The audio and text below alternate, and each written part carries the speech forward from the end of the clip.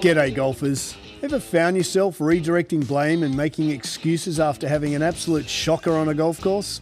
I know that I have. Range was closed, I was a little cold, didn't warm up, I hit it in those 3 old divots. Then we have the podcast for you. We focus on how to fundamentally own your swing. Strike it pure and consistently shoot in the 70s. Be it if you're a weekend hack, retired and playing daily, a school phenom or a tour professional. We present and discuss facts and physics pertaining to golf, trying to keep our ego and opinion at bay. We dispel myths such as keep your head down, bend your knees, or my all-time favourite, game improvement irons. So stop drinking that mythical Kool-Aid and have a sip of ours. I think you'll find it both inspiring and refreshing. I'm Scott Young, founder of Swing, PGA professional and ex-tour player.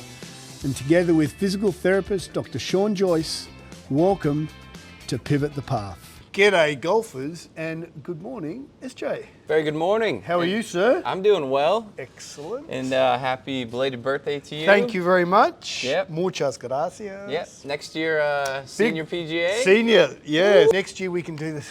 Yeah. Actually, next year, because the senior US Open, the entries are still open. Okay. Right now. Yeah. Oh, they were last week. Yeah. So that's bizarre. I could do the senior US Open next year. Yeah, be pretty cool. Lay down that gauntlet. How are you? How's your week? You have the in-laws in town. In-laws in town, yeah. So we're eating well, walking around a lot. Do you eat Dutch meals when the in-laws are in town? Yes and no. So Dutch food doesn't have a huge, strong cuisine. They mostly have like kind of snacks and things. Like at a bar, a lot of fried foods and that sort of thing. And cheese, of course, which everyone knows. But I think the way they eat is different. So Dutch people often will have for lunch or breakfast just bread and cheese, like a slice of bread, cheese on it, and just smash it. That's it. Yeah. So that we have a little bit of course. And what are they? Are the in-laws? What are your in-laws' names? Rahab and Sophie. Rahab and Sophie. Are they doing the New York City thing? They've done it before. Yeah, they've been here before, so they're touring around a little bit, seeing some things. They're going to the spa today out on Governor's Island. Very nice. Yeah, it's great having them around. Very cool. Yeah. Well, shout out, guys. Are they coming in? Rob's a big boy, right? Yeah. 6'4", you said? Gotta get him taking some swings. Yeah, got to get him in. Got some long levers. And Mrs., does Marie's mum play? No. Oh, we should get her in. Never has. But the Netherlands, funny we bring it up, which I find kind of fascinating. You have to take a certification course to play golf. What? On etiquette and pace of play and just taking care of the course. And here, I mean, there's sometimes you're out there on a muni here that you wish maybe there was an etiquette course. So you played last week with the boys, members here, and you said it took how long? Or 2 weeks ago? Yeah, there's a 5:30 round. Oh, that's horrible. Yeah, and so. Do they have marshals? Yeah, but they just don't really pay attention or do much. 5:30, that's 5 hours, 30 minutes. That's a long time to concentrate. Pretty bad, yeah, no kidding. And you just stop and go, so you have no rhythm at all.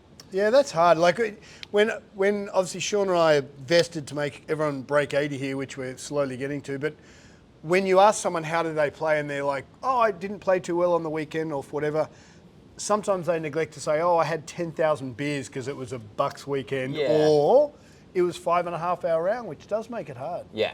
Yeah, and especially if you're sitting in a golf cart for big portions of that, you're just going to get stiff and tight as you wait. Yeah, totally. So again, we get out of that golf cart.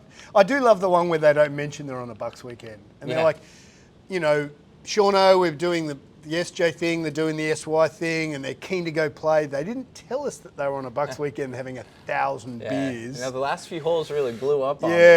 I was 2 over with 6 to play, and I finished triple because I had 3... Bloody Marys on the 15th. Yeah. Anyway, news from the fairways. What do we have? DP Tour. Yep. We had the Volvo Open. We had the Spanish man, Adrian Atagui. I hope we pronounced that right, Adrian. Yeah, a tough one. He's had 5 wins, 31-year-old, played well. Pretty cool, yeah. Liv Brooks. Yeah, back in the winner's circle. Back in the winner's circle. 15 under in Singapore. Yep. Noel PGA. And then PGA Tour, we wanted to spend a little bit of time on, and as we bring in our little props here, we wanted just to explain a little bit about what we saw on the PGA Tour. So what do we have? We had Taylor Pendrith win. He's a Canadian, first win on tour, bit of a journeyman. Yeah, pretty cool. Yeah, been there I think 7, 8, 9 years, and it was his first win, 23 under, and he got it done. Yeah, and on 18 we had a bit of a dicey situation for Ben Kohles. How's your boy, Mingwu Lee? He's just getting it done again. Yeah, tied 24th. Yeah, 15 under. 15 under, which is Solid. pretty solid. Will Zalatoris, I hope he's okay. I always kind of brain goes to hope his back's okay. Cut was 4 under, like a pretty solid cut. Yeah, well below par. It's funny, I've just, for some reason, been watching Jordan a little bit and comparing where he was 5 years ago, and I can't help but think when he hit those poor chips on 12 at Augusta, his whole mojo changed. Yeah. But he's certainly not where he needs to be. Yeah, there's been moments where I think even last year had a win down in Texas and feels like, all right, he's back in form, but then he's just been a bit bobbing up and down. Actually, that's a good analogy. He's bobbing up and down a little bit, and I just think he's phenomenal. And I just hope that whatever's his thing, it wouldn't surprise me if fatherhood's just flipped him upside down a little bit. Yeah, fair enough. Big thing. But he seems like such a good guy, and I just would love him to get back playing. And fun to watch when he's playing well, because there's excitement around every corner. Yeah, and him and Gola seems a good dude, and I just love everything about them. Yep. So hopefully, Jordan, if you're listening, you can get back to where you were 5 or 6 years ago. When you won that British Open, I just loved watching that. Yeah. So next, major's right around the corner, so that's going to be good fun. Yeah, it's nice we get a little dip after the Masters. Things quiet a little bit, but then right back to. So we wanted to talk a little bit about short game, because also we've leaned heavily into the movement component of swing and what we believe, and we wanted to back it out a little bit and talk about. And it just so happened that Mr. Kohles, Ben Kohles, hadn't had a win on PGA Tour and really should have won that event. And I'm never Monday quarterbacking because I was never on main tour, and these guys are. Yeah. But that said, that should have been a slam dunk for him. To be a few yards from the green in the rough. So let's back it up. So he doesn't hit the ball brilliantly, young Ben. He whips it inside with his face open. What's the rule of golf? Face must be close to path to control flight. So he's always going to be an open like a Justin Thomas. He's always going to be a bit inconsistent. But the poor lad didn't hit it very far. So he's hitting 3-wood. So to back it up, it's a par 5. He's leading by 1. He should have been able to get 3-wood there. It was about 250 to the green. He hits it just short of the bunker. So he's only got about a 30-yard chip. And then Taylor, who had like 5-iron in. So he was always going to hit the green when he's hitting 5-iron or 6-iron ins, and Ben's hitting 3-wood. So he's under pressure a little bit, but he's up by 1. So Ben, who eventually won the event, hits at the back of the green. Just a good conservative, hey, I presume his caddy said, let's just get this thing on. 2-putt at worst to make a playoff. Force Ben to get up and down. Now, this is where it got a little wry, and this is what we were hoping to talk about. So this is what we were hoping to talk about, was just, we're going to start to talk a little bit about theory, and then we'll back it up and have some chips. But young Ben hit the par 5 just short of the green. So his ball's sitting down, it's on a slope, and he's literally just got to get over a bunker. As Sean and I will keep letting you guys know, every ball flight, whether it's a little chip, has a math equation. Young Ben just missed the green. He's short of the bunker. The bunker's on an angle, and anytime the green or the grass is on an angle, the angle of attack gets really steep. Now, young Ben, for someone, if we're looking down the camera here, if you take the club up and back like a Ferris wheel, rather than in and around like a merry-go-round. So young Ben takes the club inside and open, which I think, 70% of golfers are inside and open? The most common thing we see, Most common thing. And I think that's Golf Pro included. So if he's now hitting up a slope and he's swinging like a merry-go-round and he's literally trying to hit me on camera, you can see that the actual club face very rarely points to where he's trying to hit the golf ball. Just for a split second. A split second. Yeah. Whereas if he swings more like a Ferris wheel, which is how we teach in here, the club face shown on the camera here is pointing to the target all day long. The entire time, So I think, Ben, if you're listening, mate, we'd love to help you out, and I think we can improve your math. But if we get back to his specific shot, what we try to do in here is work backwards. Victor Hovland's hitting this spin shot that a lot of guys hit, and I know mathematically that we've got to launch that, and I've written it down here, we've got to launch that 30-yard pitch it's got to launch below 30 degrees. The club face loft is 47 degrees. The attack angle's down 15, and you've got to spin it at about 5,500 RPM. So working backwards, some of my clients are like, I want to hit that that spinny shot. Yeah. So we know the math, we teach them the body, we make sure they move, we make sure their technique's pretty good, and then they can hit that shot. So that's how swing has developed. We're very different to, I think, every other golf pro in that we look at the math first, work out what the body needs to do, work out what equipment has, we combine body and mechanics, and then we produce the math. It's so simple. It sounds technical, but it's really simple. Yeah. So what we wanted to do is just explain a little bit about short game. And I think young Ben, he should have chipped that up to 4 or 5 feet all day long. So he kind of caught it a bit heavy. He caught it and heavy. It went short right, and he's still in the And rough. he still had a really hard up and down, which he did eventually miss the putt, so the pressure was off. But every time you have a short game event to occur, so anything under about 60 yards, you should mathematically know how to play that shot. And it's really simple. It comes down, so I'm just going to position myself. It comes down to sternum, which is where your chin is, which is where I believe, unless you're trying to manipulate it, the chin is where the club hits the ground. So we've got chin, ball, and low point. And then we've got the bounce of the sand iron. So we've got 4 things, and you and I talk about this all day long, and hopefully it's something we brought to your game is just short game understanding. Yeah. And every golfer should be able to chip and pitch like a golf pro because there's not a lot of skill needed. It's repetitive, it's rote learning. But I think those 4 things aren't talked about enough. So we've got, the Chipping Bible, which is a book this thick. It's really not that hard. Yeah. It's ball relative to sternum. Sternum's where the club hits the ground. So if the ball's in front of the sternum, the club will hit the ground first, then the ball, and then low point's lead shoulder, left shoulder for a right-handed golfer, right shoulder for a left-handed golfer. So we've got where the club hits the ground, where your sternum is, low point. And what that means is the club's hitting the ground where my sternum is. If for this instance, like Ben had, his sternum was behind the ball, the club's going to dig straight underneath the ground, and then the ball is going to then rotate and have a launch angle how the face is sitting at the point of impact. And that's where bounce of a sand iron is crucial. And we think at the bounce of a sand iron, there's nothing on the market that we like. So Swing's building their own. This is our new prototype. It's a 3D print.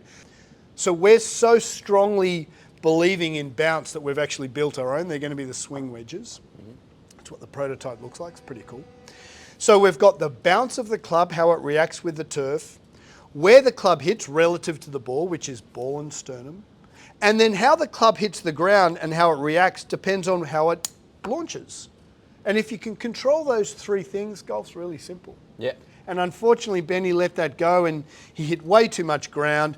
Because he's coming round like a merry-go, he had so much loft on the club, the ball went straight up in the air and he went straight underneath it because it was quite fluffy It ground. depends a lot on timing. And a lot on timing. Yeah. And so what we're trying to do is say, hey, short game is really simple. Again, just to go over it, because we know that sometimes we get a bit quick. The sternum's where the club hits the ground, unless you're trying to manipulate something, right? Chin, nose, sternum. Once you set that ball to chin, it doesn't move. Chin behind, ground first. Chin ahead, ball first, ball rolls up the face, then the club hits the ground where my chin is. The club, believe it or not, continues to work on a downward angle to my left shoulder, and then the club starts working up. So if I put this right on camera, it's a little technical, but it's pretty simple. The club's going to be working on a downward angle. In this case, my chin is slightly ahead of the ball, so the club's going to hit the ball first. The ball is then going to roll up the face as the club works down to my sternum.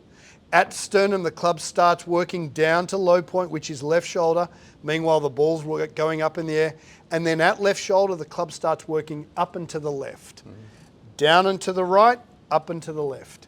And so understanding that ball, sternum, bounce, and low point, they're 4 things that sound really technical, but it's really simple once you get it. What have you taken from short game and how's that influenced your game type of thing? Well, it's just been huge to have like a framework for each shot. So as you mentioned before, if you understand the math equation, then the scenario you're put in on the course when you're chipping is something that you should be able to work backwards from, and then always feel good about your shot. You should always feel good. That's a good. So I know for me, if I'm uncomfortable over the ball or I'm undecided, it won't go well. Yeah. Almost 100% of the time. But if I have the framework to say, okay, this is the situation I'm in, this is the shot I should hit instead of this is the shot I want to hit, yeah, then good chance it's effective. So the one big thing I've taken from you, especially when we've been out on course, is like let the lie determine what shot you need to hit. We're gonna have a shot in a second. Yeah. But so the conditions make the decision for Yeah. you, and same with when I'm working with people, like what we find in the assessment determines what should be done. It's not, oh, I want to do this with you. This is just what we see, and this is what needs to be addressed. Yeah, so we've got at swing, so this is my high bounce prototype and this is my low bounce, and you'll see that the bounce is very different. The problem we've got in the industry is that club manufacturers of the big five are listening to tour players, and unfortunately tour players play a completely different topography, being material, grass, than most of us. Yeah. But you've got tour players suggesting what environments they play on, influencing finance guys on what decisions to make on their golf clubs. And so proudly the swing equipment's going to be influenced by us who play, myself who played on tour, and we're actually building the golf club, so it's really exciting. Mm-hmm. You've got to have one high bounce and one low bounce. And the high bounce, which in this case is super bounce, high bounce is going to dig less, low bounce is going to dig more. And so as to your point exactly, SJ, whenever you get a chip shot, the first thing one should do is take a swing and get a feel for what that club is doing on the grass. And that's one thing you really see the pros do often, almost every time. They'll take 30 swings. They bring a bunch of clubs and they really make sure they're confident about what's going on in the ground in the lie, and then from there. And then from there go. So actually, getting back to last week on the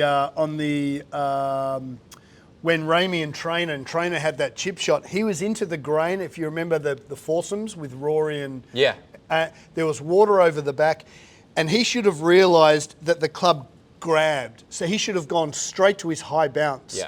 Because if the club is grabbing and you use your low bounce, if you're a 60 chipper, which a lot of guys are, because on tour they've got beautiful hands, when you've got a low bounce that digs and grainy grass, that's a disaster to flop it. Club's just going to stop dead. Club's going to stop dead. And everyone's like, he choked. Well, no, he probably didn't choke.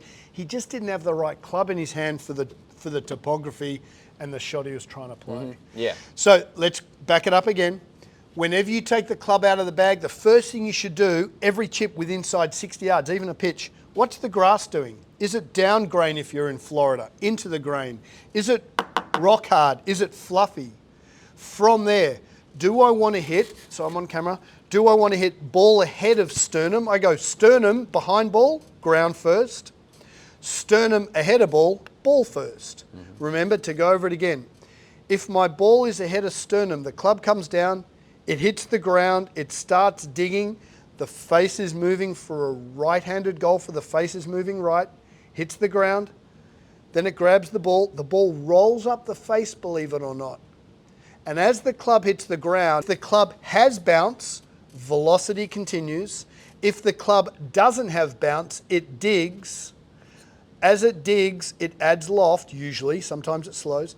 As it adds loft, the ball launch angle increases and the velocity decreases. So a low bounce club, like a 60, you hit high and soft, not because of the loft, but because of the lack of bounce. Mm-hmm.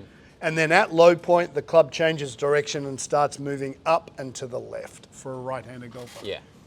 Which is all, I feel like when you're listening to this, it's going to be a lot. It's a lot at first. So could we talk over we'll make it simple at first, but an ideal scenario where low bounce gives you an advantage, an ideal scenario where high bounce? Sure, let's go do it. So we're going to take the camera and we built swing to have different, obviously we're on synthetic grass, but I put different carpet underlays to simulate PGA Tour, Shinnecock, or the harder golf courses, Maidstone, National, and then like a Bolter's Roll or a Ferry Point. Here at Swing, Sean and I are pedantic on getting everyone to work with the T-square, both from a full swing, which we'll get to in later episodes, but here in short game. So the T-square, as I lay this down, sets the groundwork. I don't believe the human brain can work out where the ball is relative to my chin and nose, because eye dominance, because we're using binocular vision, Everyone's a little different. I know my brain doesn't do it well. Yeah, and I certainly don't I do set it up well. all over the place if I don't have something to keep me alive. So I know mathematically that if my sternum is in front of this ball, I will hit ball first, ground second, low point third.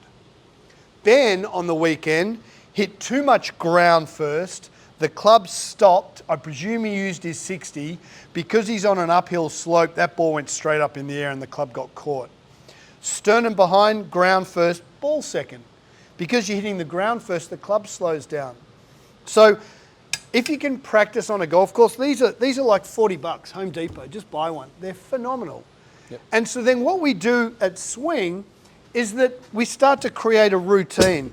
So I always get my guys and girls to chip with a T-square, and we simulate real course situations. So Velcro on, switch on, and if you practice this, golfers, you'll get this so quickly. Club comes out of the bag, as Ben did on the weekend. What topography have I got? So we've created, Sean and I've got carpet underlay that's like a fluffy lie, like our local courses, public tracks, Bolters Roll. But then we also play Shinnecock, Maidstone, Friars Head, National, Rock Hard, Even Harder, and then PGA Tour. The first thing a golfer should do is test the surface. Am I using my high bounce or my low bounce? Mm-hmm. And for most golfers, it's going to be high bounce. So then I'm like, right, I've got my right club to react with the ground. Then I'm going to go, do I want my sternum ahead of ball or sternum behind? Mm-hmm. And then once you've got the right bounce and the right ball position relative to sternum, you never move forward or back in under 100 yards. Always keep the same relationship between sternum and ball. If you set up ball first, sternum ahead, keep it there. If you want to hit a ground first, sternum behind, keep it there. But most of my bunker play, most of my clients with poor bunker play, they set up with the sternum behind and then they move forward, and that's why they hit those 40-yard bunker shots. Okay, where they catch it thin more. They catch it thin. Yeah. Every time within 60, 70, 80 yards, your sternum never changes to ball.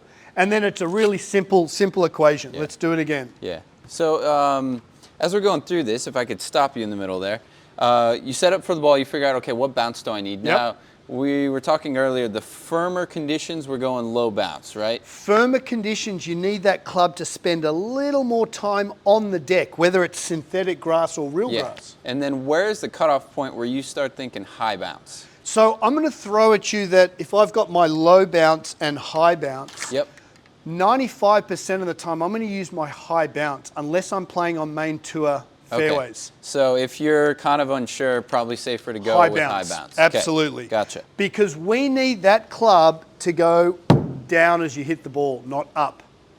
Right? We want that club, and again, what's the physics behind it?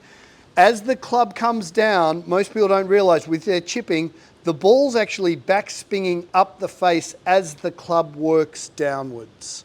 So we need a downward motion. But with low bounce, the club stops too quickly. Mm-hmm. So we need the club to continue its velocity. Bounce controls velocity. That's the easiest way to think of it. Yeah. Right? So how do we do this? In a really simple 1, 2, 3. I've got the white rod here, just a driveway marker from Home Depot, $3. Every single golfer should practice. So I'm going to use the driveway marker to show you. Club comes out of bag. What's the first thing I do? My Velcro is off. I'm just testing the surface. Right, so this, I can really feel how much that low bounce grabs the club. And now my brain goes into autopilot. Now you're going to get sternum, ball, and bounce within what? 2 seconds. You'll get this very quickly. Now I put Velcro on, switch on. Now I go into my routine. So right now I'm trying to chip to Rosie there. So I've picked my little spot on the green mat. Now I go into pre-shot routine under 10 seconds. First thing I do is check where my sternum is. So I'm going to be, actually let's do a flop shot. I'm going to be sternum behind. I want to land it on the green mat, create a feel, create a feel, create a feel, 2 or 3 practice swings, replicate a feel. Okay, perfect little flop shot. Where I think golfers go awry, and this is really big, guys and girls, a lot of golfers have this big old practice swing and then over the ball they're trying to create feel. I believe everyone can chip like a tour player if they create the feel and then what we call in here, replicate. Say it again. Let's do a chip and run. So I've moved my sternum forward. I never lean because that changes angle of attack. I just walk my sternum. So sternum on ball, ground and ball at the same time. Sternum ahead of ball, ball first. Sternum behind ball, ground first. Really simple. Yep. Club comes out of bag, walk towards the camera. This is a sternum ahead, ball first. Now, instead of having this big old practice swing, I'm literally trying to hit it right here. I can actually put something on the ground to make sure I've got my little spot. Always chip to a spot. You want to leave it below the hole so you've got an uphill putt. Create a feel. Create a feel. Club goes in. One look at target, replicate. Perfect chip. Did I replicate the shot how I practiced it? And you're good to go. Yeah.